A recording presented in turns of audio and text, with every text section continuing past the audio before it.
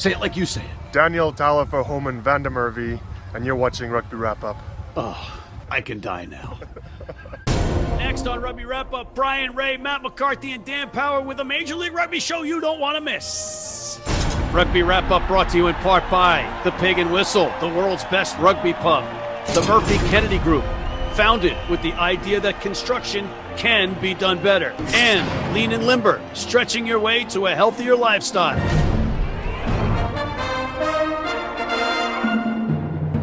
Hello, everybody, and welcome back to Rugby Wrap Up. Matt McCarthy in New York City, joined by my esteemed colleagues, Dan Power, over the Williamsburg Bridge, or is that the Manhattan Bridge, Dan?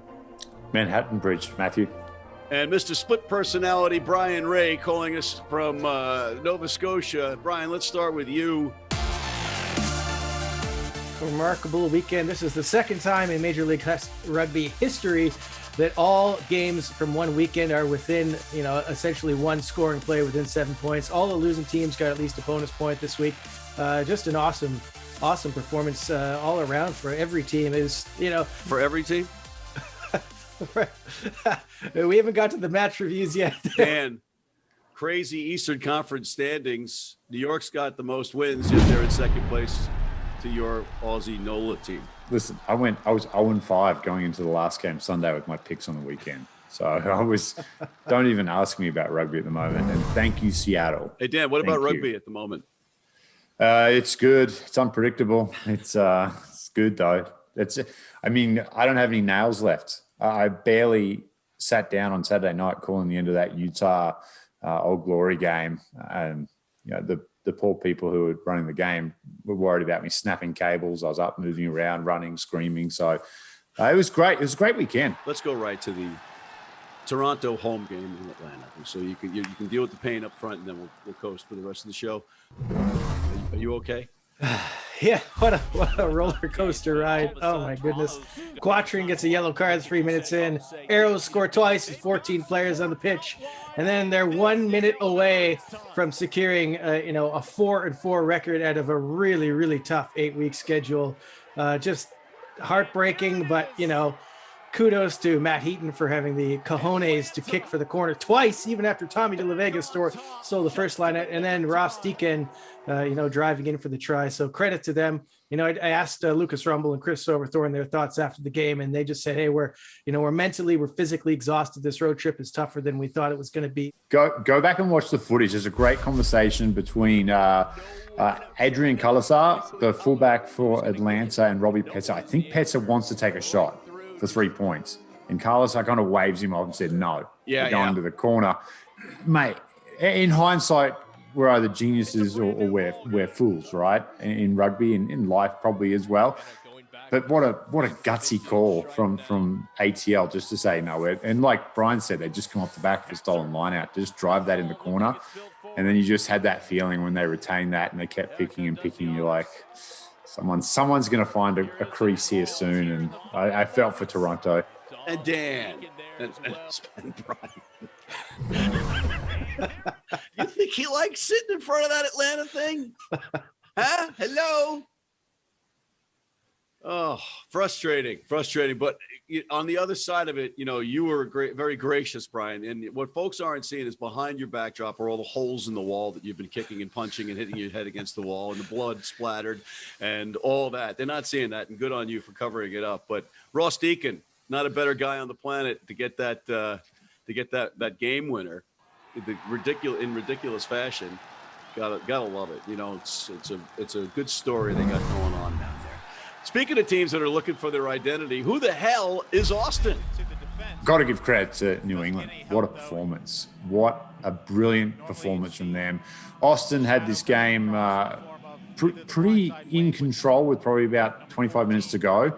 New England just don't give up. They find their rhythm. Like, they struggled early, especially at the lineout. They had a lot of issues dealing with Isaac Ross at the lineout.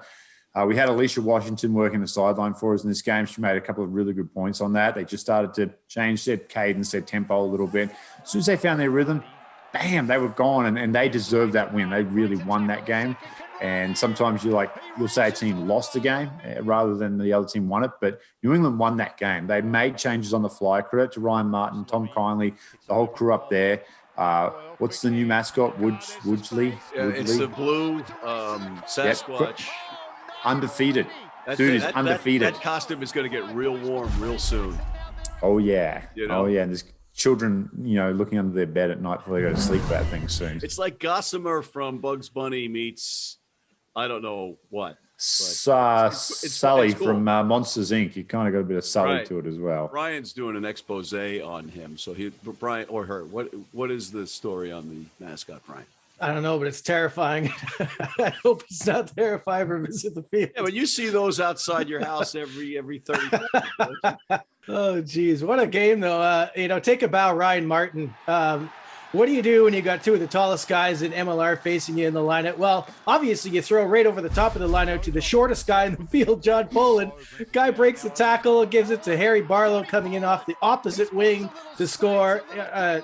Just a tremendous effort, that score. There was another one off a scrum that was a double loop that had Martin written all over it. So, tremendous performance from New England. And, hey, that was 4 tries to 2 that they actually won by.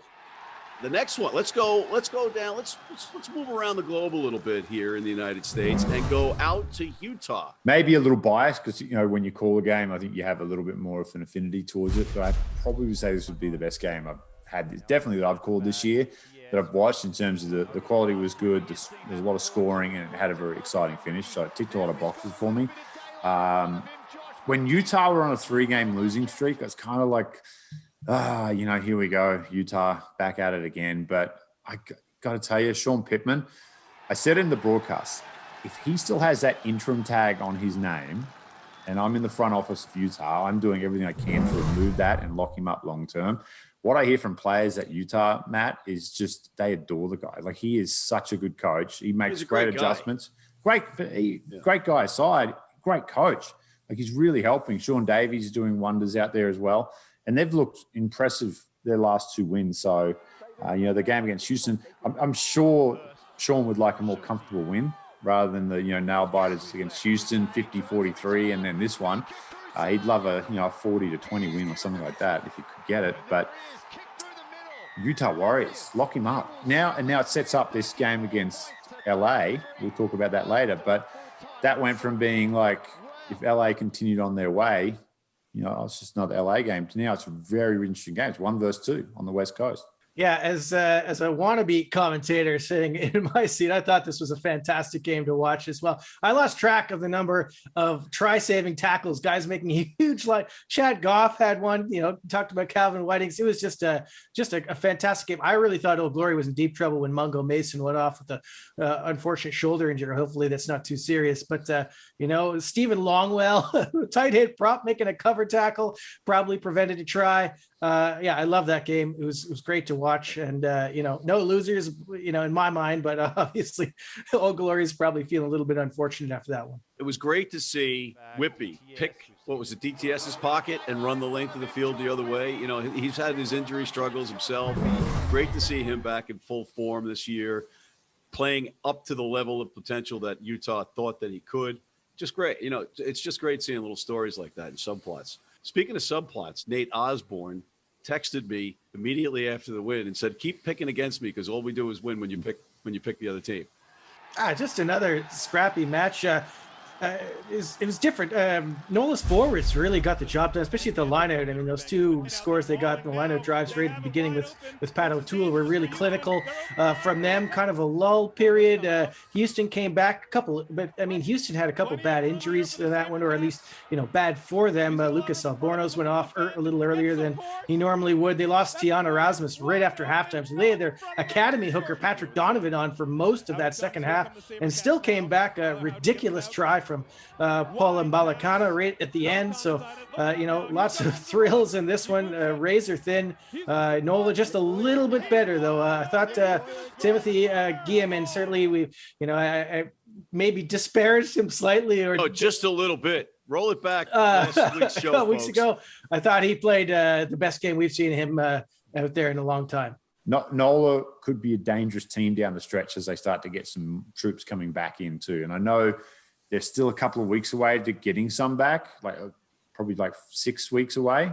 But they've done what they needed to do to stay afloat already. I mean, they're now playing on, okay, they can afford to lose one. And I know nobody can really afford to lose one right now, but if they're buying time for players, they've done a good job. And I would say the thing about your man, Gilman, Brian, is that the last Frenchman to have success in Boston was probably Lafayette. So I wouldn't sweat it. He's doing well down in Houston. So we'll just move on from there. Dan, let's go to Seattle. The Seawolves at home versus the Legion, two desperate teams. Yeah, last game of the weekend, and it was like we had the 2019 final replay, and I think we've already mentioned normally you'd be salivating this matchup, but both these sides sitting at the bottom of the West and desperate for a win. San Diego still just incredibly. I think Brian might have put up their injury toll, and did it fit into one tweet, Brian? Because it was long, and it was players that you do not want injured either, key players. Expensive. So, expensive and just for the team, terrible. Scrappy game, and two teams that both look like they were sitting at the bottom of the table on the West Coast. But Seattle doing enough at the end there to get the win.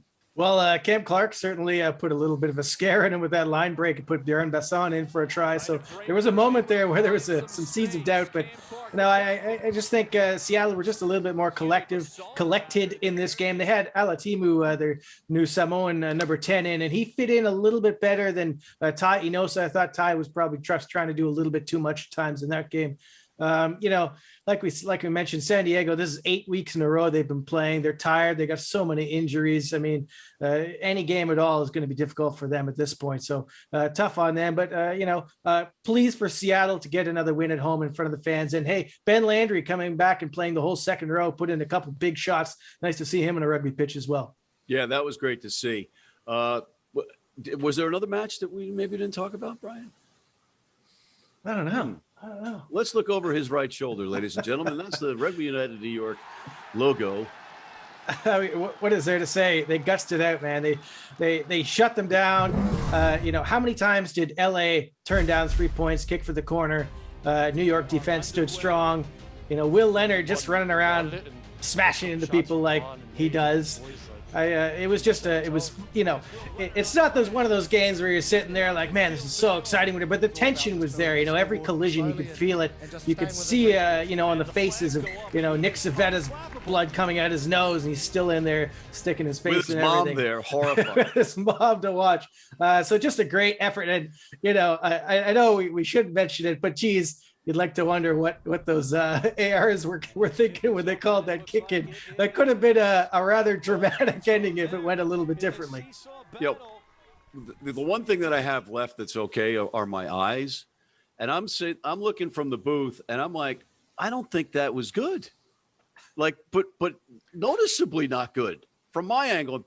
And Petrie says, because he's a nicer guy than I am, says, well, we're not behind the posts like the assistant referees, and the posts aren't that high. That's a tough call, but I would imagine they have a better view. We're on a side view. And I'm like, I'm pushing the talkback button of the producer downstairs. I'm like, we got to look at that again, because I don't think he made it. And they're like, well, I think he made it, but we'll take a look at it. You look at it, you didn't make it. I will go on your side on this one, Matthew. I watched the game, and I think it missed. I think it went high right on the post there, and if that post extended up, so I wonder if the Rugby United owners are out there with Hunko welding on another 10-foot extension on top of those posts this week, Hunko's just in case. He's not welding these days. He's playing some serious rugby. He's playing some footy.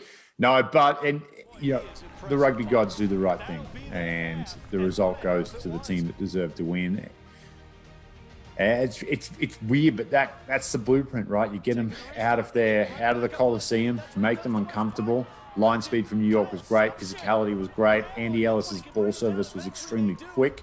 He didn't seem like he was as involved as other weeks, but that's because he distributed so quickly and kept LA under pressure for the entire game. And I think there's a great shot that I saw today of Will Leonard down on his haunches with his hands in his face, and I'm like, I'm so glad I got to see that moment, and they got to experience that moment and how much that meant to New York to win that. So it must have been cool for you and Peaches to be there to call it too, because it wasn't high scoring, but the emotion, like I'm looking at the clock and then the score and the clock and the score, and you're like watching it trick, and you're like, oh my God, they're a chance. And then it goes from the penalty thing comes on, you're like, oh, not like this, anything, but not like this. And then you're like, oh no, they're going to win. And then the end of it was just amazing. Well, the drama was tenfold because the yellow card that New York got, and then Brakely is now the captain because both Ellis and Fawcett are out. And, he's just like, you can see him trying to keep it, okay, we're fine kind of thing. But, and then LA gets the yellow and New York has to overcome the emotional void of Leguizamon getting hurt. And he's likely, that's it. I mean, it looks like an ACL unofficially, but just a tremendous match. I think a great match for the league. And I got to say this, I've been breaking their stones a lot. The Giltinis, every single person was great. I go out to their captain's run, 8:30 on Saturday morning in Jersey City. They're all smiling. They're all cool. They're like, wow. Talking to Adam Ashley Cooper, and I'm like, what do you think? He goes, well, this is rugby, man. This is rugby. This is great. And not a complaint about the stadium, not a complaint about the turf, Toronto, and just really cool about everything. Every single one of you, I appreciate your time, and you were good sports about it. Let's take a quick break, and we'll be right back with quick previews after this. If you're in New York City and want to watch some great rugby, have some great food, and some great times, go to the world's best rugby pub, the Pig and Whistle on West 36th Street. Been blind since I was 4. And I've never seen a beer commercial or a beer label. None of that stuff influences me. I drink beer because of the taste. And my beer is Pabst Blue Ribbon. It has the taste and the flavor. What do you think's on the label? I think there's a naked woman riding on a unicorn, jumping over fire.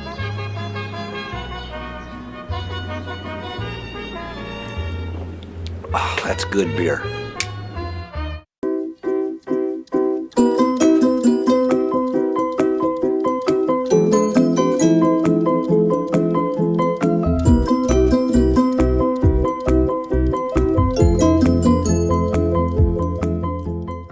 And we are back with Mr. Bryan Ray and Mr. Dan Powell. Brian, your Toronto team, who we can't figure, but yet we keep drinking the Toronto juice, is going into Houston for another team that is tough to figure. It's not like they were bad against ATL. There were just a couple little mistakes at key moments that really cost them badly. So I think they have they're going to be on recovery mode during the week. I think they have the mental reserves left to get this one, get a win, head into that bye week, spend a few days away from rugby and get refocused for the run in. So I'm going to go with the Arrows in this one against, admittedly another tough team. The SaberCats they make things difficult. I'd have to look at the rosters. I want to see how banged up Houston comes out of that game against NOLA, and then if Tooks is back and a few other key players for Toronto. But I could see Houston, sneaking out a win here, and that's not good for Toronto. Houston is they're due for a win, but I can't help it. The Arrows keep sucking me in because on paper you're good, and it's just things that are going the wrong way at the wrong time. You can't kill 5 seconds. I don't think that's going to happen again, but I think this is going to be a close one. And I'm taking the Arrows again on this one. New York going into Austin. Tough, right? Like, I can totally see them going out to Austin, who are coming off a pretty disappointing game. Sam Harris, Mark Gerard are probably going to get them pretty fired up this week. And then for New York, it's like, how do you rise again after such a massive week and the big win? So, yeah, tough road trip out to Austin. I think the travel is something that we haven't really taken into consideration much this year, but it is a little harder than you would anticipate just with everything going on. I'll go Austin at home here to squeak one out. Yeah, I pretty much echo all those sentiments. This is a tough one. I mean, one extra, day for Austin to get over that disappointment against New England. So short turnaround for New York coming into that one. All that emotion that went into the game against LA. How do you bring that back? Just a few days later, it's dangerous. But you know what? I was so impressed by their performance.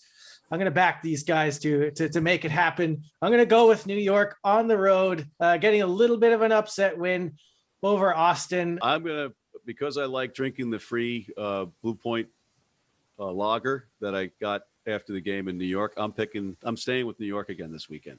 But I like that Austin setup down there. I like what they're doing. I like that team. I'm going with New York, and that's that. New England, the Free Jacks going into Atlanta. Yeah. Well, I got to go with the Rattlers again. I've got them over this side after that performance. I was just impressed, the way they go about business, and they just seem to be, the guys coming off the bench make an impact for them 1 through 23. Everybody knows their role in that team. I think Scott Lawrence is doing a great job coaching them. And that's not to say take anything away. I mean, we've been praising Ryan Martin here. So New England is certainly up to the challenge. I just think, I don't know. I just have a feeling that the speed of those Carls at fullback is just a little something different that can maybe break open the game. Baudin Walker is not really 100% on that knee of his, but so I'm going to go with Carls to do something magic and get ATL a squeaker. I'll go the opposite of my smart little friend from Nova Scotia. I think New England. I said a few weeks ago that I think they didn't have an identity. That's condescending. Hold on. That is condescending. Why? You have to say my smart little friend from Nova Scotia. Are you suggesting that all Nova Scotians are little? No, just I think you are. I think you are. Just this one. How tall are you, Brian? 6'2". Are we really measuring in the show right now? They use centimeters. How many centimeters? Actually, horse's hands. He's 17 horse's hands high. I apologize. I didn't want to make you feel bad about you not being as tall as me. That's okay on the show. Go ahead. Keep going. I said a few weeks ago they didn't really have an identity, but I think it was like one of those cool art murals where they'd start drawing. You're like, oh, it doesn't make any sense. And then they turn it upside down. You're like, oh, my God, that's so cool. I like them. I like what they're doing. They're going to get Seth Farsi back this week. He was a late scratch, so their front row because Quinton Newcomer kind of got thrown into the fire at the end there, and they had some issues in the first half of the scrum with Quinton. And no fault of his, like getting told you're playing like literally at kickoff is not the great preparation, especially for a forward. But I just like them. Big Waganabal comes back next week as well. So that'll be a nice little return. Mitch Wilson's got to be close. So they're starting to get fit and healthy. And I think they're starting to get a little self-belief too. I don't know if our buddy Woodsley is going to travel to Atlanta though. Yes, I don't think he'll travel to ATL. A little spicy in that suit down there, huh? Yeah, spicy woodsy. Yes. Yeah, that's a whole different. That's a new hashtag. I'm going with the Free Jacks. Send me some bags to beer. Dan, next one. The Utah Warriors not going into the Coliseum. They're going into the Fancy Pants place. Yes, thank you, Stan Kroenke, for allowing us to come into your house and play. The people of St. Louis, I'm sure, will be thrilled. Just kidding. They still hate you. This will be great. Listen, the Warriors, great side.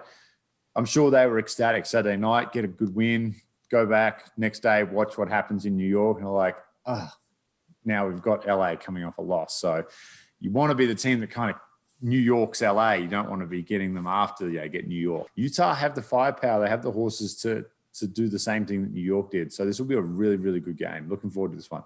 I mean, that's the question. Is Gito going to play in this one? Mahe Vailanu, they really could have used his physicality against New York. And short turnaround as well. They're going to be, pretty bruised after that really physical match in Jersey. So there's just a hint of doubt maybe if Utah comes in all guns blazing and just, puts it all out there. Maybe they get something inspirational. But, you can't imagine LA the way they've been rolling this season, losing at home. And in that venue, they'll want to put on a spectacle on that one. So I'm going to go with LA. But, I think it's going to be fun. I don't think that they're going to have a hangover after this one. I think they're going to go back to the Giltinis. And, Dan, you're playing some champagne rugby, as you like to say. And I think they're going to handle Utah pretty easily, maybe by 14 points. Next one up. New Orleans going into San Diego. San Diego's just so beaten up. I think they might get one or two guys back, but they're not going to get a whole lot of guys back in time for this one. And another short turnaround too, as well. So that's not good news for them. And we said it about Austin last week, traveling to New England, where if they're going to be a contender, they got to win on that road, and they didn't. Well, I think this is about. Kind of think this was one for NOLA as well. If they're going to be a contender in that East, this is the kind of road game that they've got to pick up. So I'm going to back NOLA Nate in this one. We'll go with the gold, but it could be a banana peel of sorts if San Diego finds some kind of inspiration. Yeah, 100% on my normally sized friend from Nova Scotia. I agree with him 100% on this one. It's exact same scenario. Last bit. Yeah, exact same scenario. I loved it. That was a great analogy. I'm actually thinking in my head, I don't think I can do any better than what Bryan Ray just did. So, ditto. Can I say that, Bryan Ray? Ditto. Still everything you do that's great, and just take it and claim it as my own. And I'm going with Nate Osborne's NOLA Gold. And then finally, Seattle. This is another interesting match. Seattle going to Old Glory. Old Glory coming off that long road trip to Utah where they have to be exhausted from running up and down the pitch. And now they've got Seattle, who's kind of on the upswing, Brian. Yeah, Seattle will be feeling a little bit better about themselves, but this is a long road trip for them. And, Old Glory going back home, they'll feel good about that. They lost Mungo Mason. I'm certain he won't be playing in this one, at least I don't know how long he'll be out, but that's a blow for them. But they do have a bit of depth. I mean, Luke Campbell is a Canadian international. He can come into that back row. If they get Nangali, the Fijian lock, maybe they can, make an adjustment there. Whatever they do, I just think Old Glory have enough to get the win here. But it's going to be a good win. I think Landry, if he shows up for this as well with Seattle, there could be some big bops, some big thunder in that game. Man, they both need a win. I mean, mathematically, they're still well and truly in it, but I get the feeling that Old Glory probably has a feel like they could make a run more so than Seattle on the West Coast. So for Old Glory, the pressure's on them. DTS gets another week here. He looked like a guy who literally just stepped off a plane on Saturday night and played. He's just had a baby girl recently, so a lot on his mind. He's in good shape, but he just didn't look like DTS. So a week of training, getting Sink back in with Tuis and Robinson will be really good for him. I think they'll be too good at home. But yeah, one to watch is that Mungo Mason, because now you take him out of the picture. It means Callum Gibbons has to change his role to fill, some of the stuff that Mungo does well, and they just change the dynamic a little bit. So, but I think Old Glory at home, that's a tough road trip in an early game. I think I'm going to go with Old Glory at home. I think the home cooking, it's that long trip to Seattle. And on that note, guys, we're basically out of time. Final quick note, 10 seconds, Brian. Hey, we just got some news of internationals coming up in July. Very excited about that, although the outcomes might be a little ugly coming off a year and a half with no rugby. But great to hear that we got some Tier 1 internationals for USA and Canada coming up in July. Brian, you mentioned Team Canada. You got Corey Thomas and Lindsay Stevens that want to play on that team playing for the Giltinis. Dan, final seconds for you. I'll go in LA. Last team in a major competition to go undefeated and win everything. Who was it? Crusaders. Good answer. Crusaders, 2002, I believe, 2003. So don't worry, LA. It doesn't happen very often. Undefeated seasons off the table, but keep getting out there and supporting the Giltinis and get out to SoFi Stadium. Not very often you get to go into that place, and probably for a reasonable ticket. So get out there and watch it. That's going to be a really cool stadium to watch rugby in. All right, on that note, ladies and gentlemen, I want to thank Mr. Bryan Ray of America's Rugby News and Mr. Dan Power, the face of the MLR and the voice that you can't escape because it's just beautiful. I'm Matt McCarthy on behalf of these gentlemen. Please come back next week. But in the meantime, check out our other segments, including our Major League Rugby show, our Global Rugby Recap, What Are the Odds?, our Major League Rugby Sports Bet Show with the Philly Godfather, John Bradshaw Layfield, the WWE legend, and Gifty Bailu, martial law, the Zack Attack, and please sign up for our American Red Cross Rugby Wrap-Up Blood Donor Team.